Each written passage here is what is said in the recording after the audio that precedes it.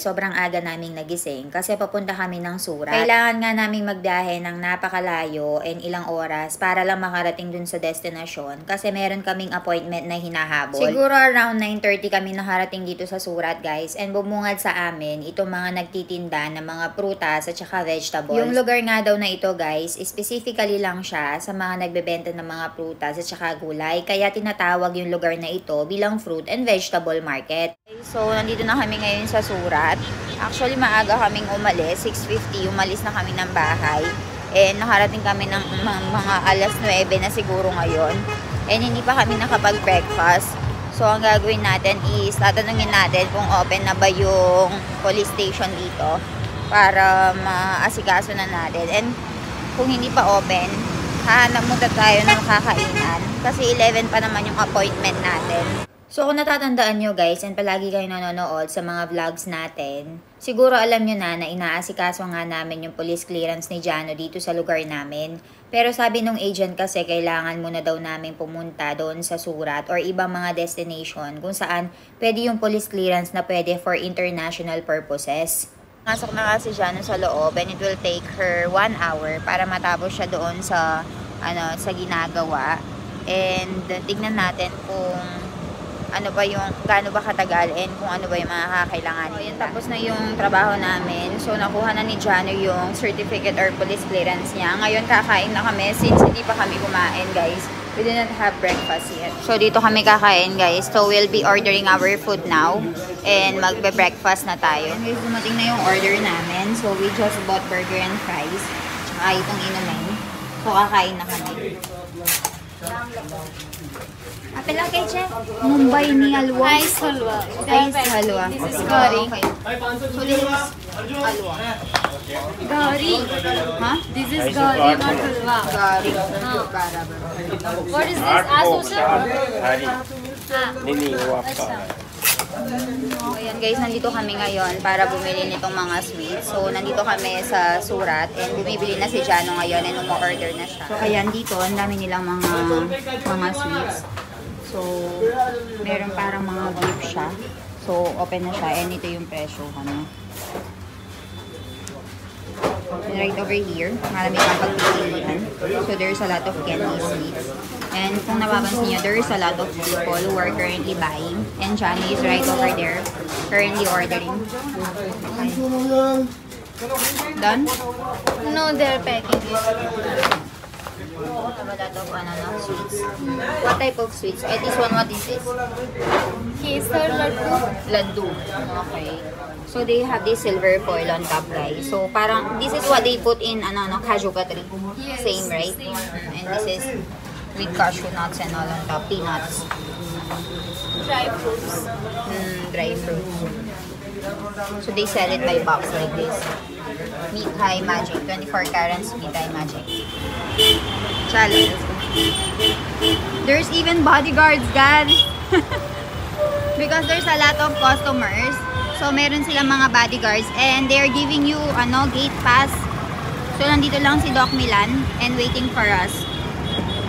Milan, they even have bodyguards and you cannot leave without gate pass. Hi-fi che, Mithai Magic. Dito ka lang makakita ng hari na nagdadrive ng bicycle.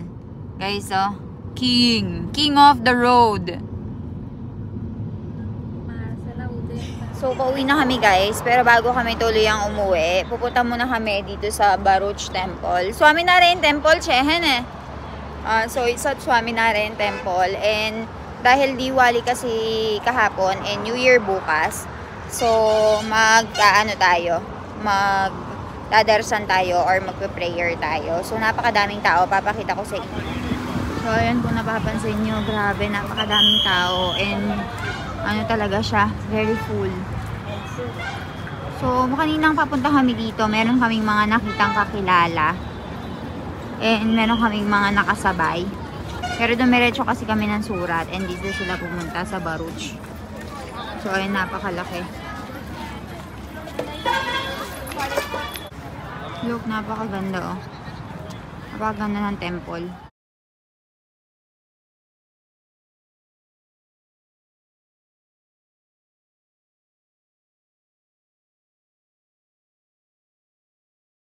guys, so they have different type of foods they're offering to the gods for Diwali. For New Year. Something like that. Kung nakikita nyo nga guys, merong iba't ibang mga pagkain yung nakaharap dyan and nakalapag dyan sa mga statue ng mga Panginoon nila.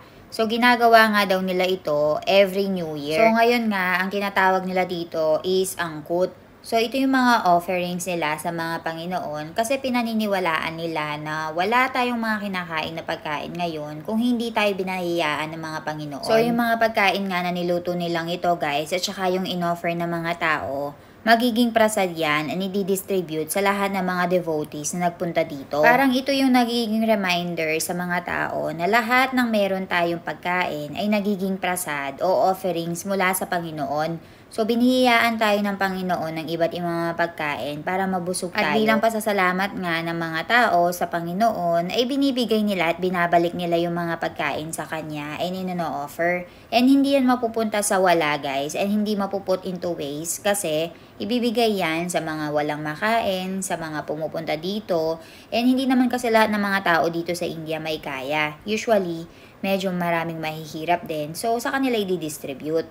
And then, bago ka nga umalis, guys, meron silang ibibigay dito na prasad or sweet. So, usually, kapag nagpupunta ka talaga sa temple, guys, meron silang sweet na ibibigay sa'yo. So, guys, meron kaming sweet. What is this? Bantagori.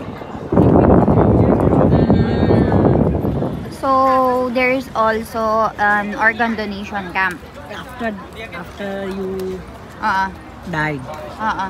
So you can write your name in here. And there's also water. If you want to drink water, you can ask for water in here. Where? Here. Okay, there's blood donation. So everyone who are wearing white, they're doing seva. There's a lot of people doing good works in here, good deeds. Serving. So, after nga namin pumunta sa temple, umuwi na nga kami ng bahay natin guys doon sa Mitay Magic. Mas sa packaging siya. Sutar Feni. So, this is called Sutar Feni. Sutar Feni. Sutar Feni. Book. Open it. It's like Sev, no? Yes. Oh. No, but it's sweet fibers. It's like cotton candy. No, only fiber. Fibers. See? Sutar Feni. And this one is? Ice halwa. Is Mumbai ice halwa. Yan eh. Pista. Pista. So, ganyan yung itsura niya, guys. Actually, natikman ko na to dati, but this is my first time trying na yung galing sa surat. Guys, so magsa-celebrate tayo ngayon ng Bai Beach. And busy-busy na tayo ngayon sa pag-prepare ng mga kakainin kasi darating si Nahemu Mami ngayon and Nilesh Mama. So, para sa mga hindi nakakaalam, si Mommy, meron siyang kapatid, which is si Nilesh Mama. So, meron tinatawag na Bai Beach dito, kung saan yung brother ni Mommy, pupunta siya dito sa bahay. And then, kasama niya yung pamilya niya. So, kakain sila dito. And then, after nilang kumain, magbabanding. And then, after that, magbibigay si Nilesh Mama ng pera kay Mommy. So, isa yon sa celebration. Pero, hindi ko alam kung ano ba yung ibig sabihin talaga. Later, tatanungin natin si Doc Milan and then sasabihin ko sa inyo kung ano ba yung meaning, kung bakit siya-celebrate it. Aprasu ba na ano, Aje? Jeera rice, dal fry, roast, rotli, samosa, at labada? paneer, dana ringano saag. So, ayun guys. So, ganun pala yung lulutuin natin. So, ang dami niyang sinabi. Papakita ko na lang sa inyo mamaya once na natapos na kami. So, dito guys, nagpapaano tayo ng dal. So, ito yung gagamitin natin for jeera rice dal fry. So, nilagay ko na dyan, pinakuluan na natin. And then, right over here, busy na si Mommy dito sa paghuhugas nitong water. So, nitong rice. Apra rice ne. Jeera rice ba na ano? So, ayan. So, habang busy si Mommy dyan, re-ready ko na yung para sa vegetable natin. So, kuhanin na natin yung mga vegetables dito and magluto na tayo. आसमान बोले हर हर महादेव कालों के काल श्री महाकाल नाथों के नाथ श्री अमरनाथ अकाल मृत्यु वो मरे जो काम करे चंडाल का और काल भी उसका क्या करे जो भक्त हो महाकाल का बम बम बोले धरती डोले आसमान बोले हर हर महादेव शिव शंकर काले साहिब अपने पति जाए से Inspector हर हर महादेव Hi! Come, cricket नहीं रमे? नहीं, ये गाड़ी है। गाड़ी है, ले. चाइनीज हो? चाइनीज Chinese बोलो. Kamusta ka? बोलने, kamusta ka? इकरे Kamusta ka? kamusta ka Ele, kem cho? लेकिन छो Ha, kem cho? Kamusta ka? Kaya dyan eh? kamusta ka Ayos lang ako. Sal. So, ayan guys, pinapatuyo natin itong mga samosa para hindi sila manilamsik mamaya kasi nasa freezer sila kanina. And, nilash mama, kem cho, Jason naran.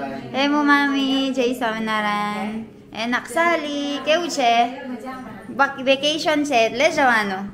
So, they're here. So, they will be eating here at our house. Pachi paro jawano. Kelo diwas? Oho, bau badu vacation siya. Kay jawano ba? Ujjain. Omkareshwar. So, ito yung mga pagkain natin, guys. So, meron tayo ditong J9 So, meron tayo ditong tuwersing na may kasamang ringgar or eggplant. And right over here, okay na yung kanin natin. Ayan. And over there is yung khichdi natin. So, dal fry. Gagawa pala tayo ng dal fry. Hindi, jeera rice dal fry, hindi khichdi. And right over there, meron tayong...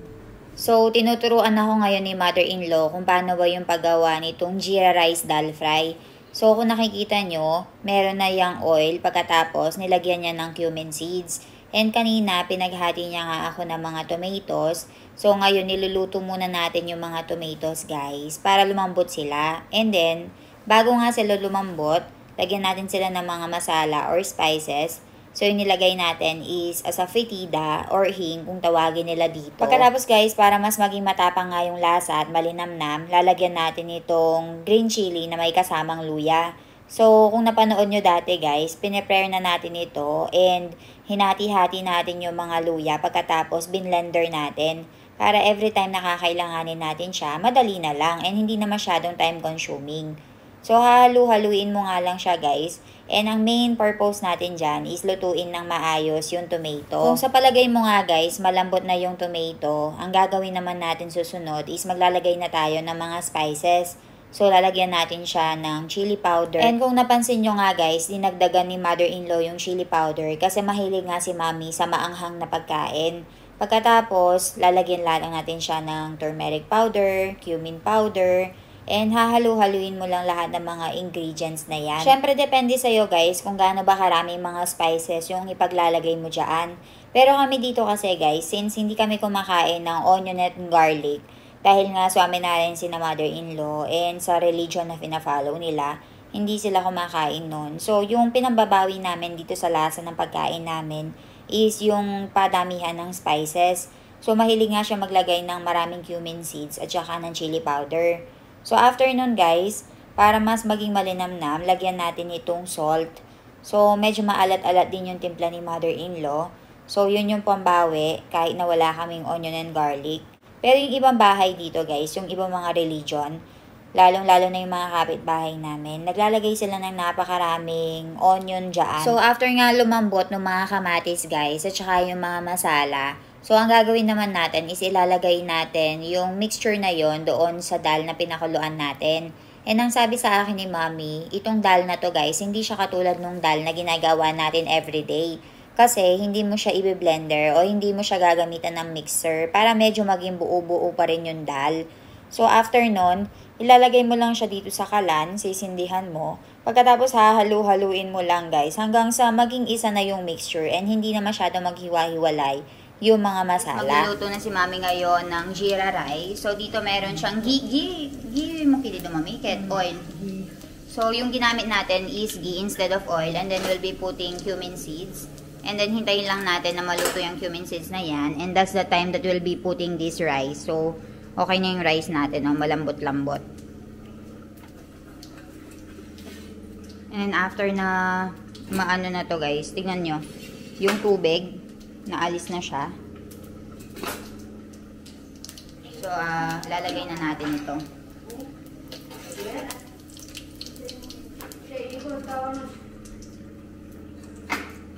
So, lalagay na natin itong rice, guys.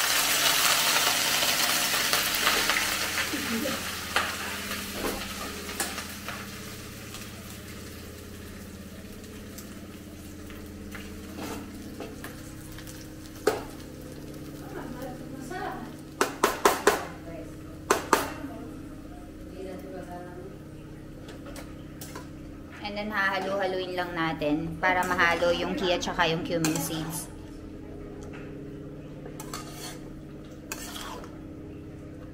So, after natin mahalo-halo yung kanin, guys, lalagyan natin itong dana or coriander leaves.